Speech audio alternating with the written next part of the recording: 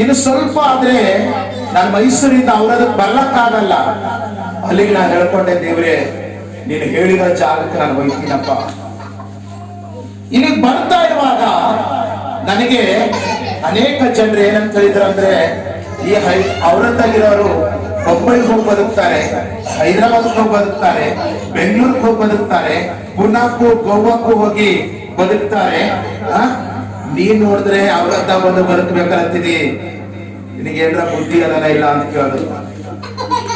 ಆದ್ರೆ ಪರಿಸ್ಥಿತಿ ಯಾವ ಸ್ಥಳ ಆಗಿದ್ರು ಪರವಾಗಿಲ್ಲ, ನಾನ್ ದೇವರ ಹತ್ರ ನಡ್ಕೊಳ್ಳೋಂತ ರೀತಿ ಚೆನ್ನಾಗಿತ್ತಂತಂದ್ರೆ ದೇವರು ಎಂದಿಗೂ ಕೈ ಬಿಡಲ್ಲ. ಮನುಷ್ಯರ ಕೈ ಬಿಡಬಹುದು, ಆದ್ರೆ ಎಂದಿಗೂ ದೇವರು ಕೈ ಬಿಡಲ್ಲ. ಇಲ್ಲಿ ಯೆಹೋಶುವ ಭಟ್ಟನು ಇಸ್ರಾಯೇಲ್ ಒಬ್ಬ ರಾಜ್ಯ ಆಗ್ಯಾನ, ಇವನ್ನ ಹಾಳು ಮಾಡ್ಬೇಕಂತ ಅಂದ್ಬಿಟ್ಟು